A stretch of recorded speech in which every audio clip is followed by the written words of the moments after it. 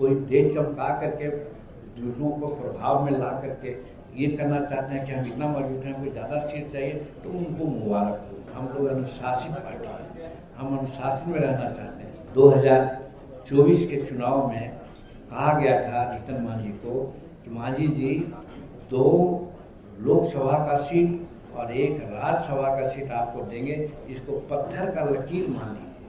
और मिला क्या, आप लोग के सामने देखे होंगे, 1 सीट। हम चुप रहे, कुछ नहीं बोले। हम उन लोगों से नहीं हैं कि हम चुनाव जब लड़े वहाँ इमाम डोरिया में तो कुछ लोग जाने से मुँह कर गए।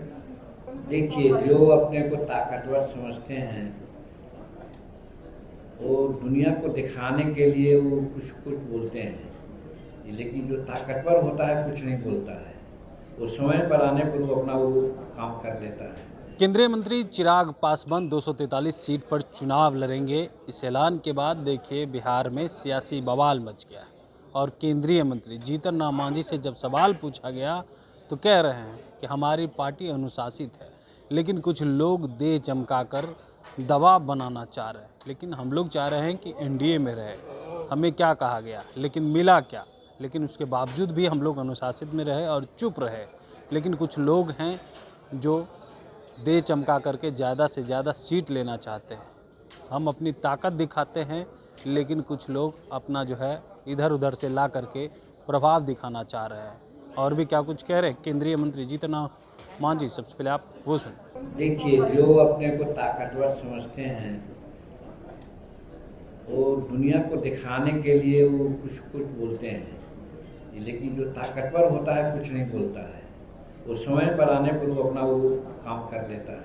तो इसी प्रकार से जहाँ तक हमारा हिंदुस्तानी अवाम मोर्चा सेकुलर का सवाल है, हम जनमानस में, हम जहानाबाद में, गया में, गांधी मैदान, पटना में, जमालपुर में, दुनिया में दिखला दिया है ताकत कि लाखों लाख लोग आते हैं बिना पैसा बिना कौड़ी अपने से कोई मैनेज करते हैं। हमको तो ऐसा पता चला है कि 10-20 कार रहता है, 20 कार में 10 कार या 12 कार रहता है एक जगह में, और 10 कार और आगे चला जाता है दूसरा पोस्ट में।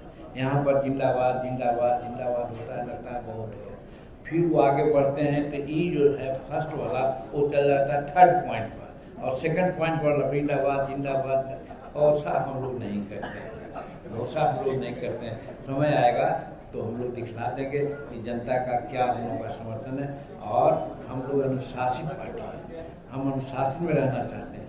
हम अभी कहा एक जगह कि 2024 के चुनाव में कहा गया था जीतन मांझी को कि मांझी जी 2 लोकसभा का सीट और 1 राज्यसभा का सीट आपको देंगे, इसको पत्थर का लकीर मान लीजिए। यही भरसल था। और मिला क्या, आप लोग के सामने देखे होंगे, 1 सीट। हम चुप रहे, कुछ नहीं बोले। मेरा कहने का मतलब हम अनुशासन में, हम चाहते हैं कि एनडीए की सरकार बनी रहे, नीतीश कुमार और एनडीए की जोड़ी है बनी रहे, ताकि बिहार और भारत के विकास हो।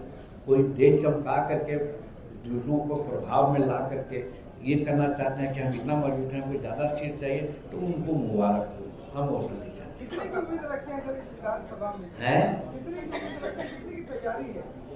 हम तैयारी अपना सब जगह कर किया है, हमारा तैयारी है। आप देख रहे हैं कि हर जगह हमने बैठे घटना का नाम जोड़े, तो हम लोग वहाँ तैयारी किया है ना, तो उसमें कहीं लड़ेंगे, कहीं लड़ाएंगे।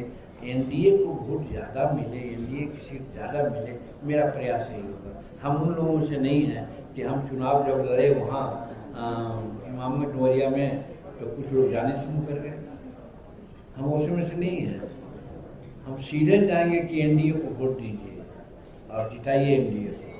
तो भाई इधर की राजनीति हम लोग नहीं जानते, हम लोग सीधा सीधे राजनीति जानते हैं। एनडीए जिंदाबाद, नीतीश कुमार जिंदाबाद।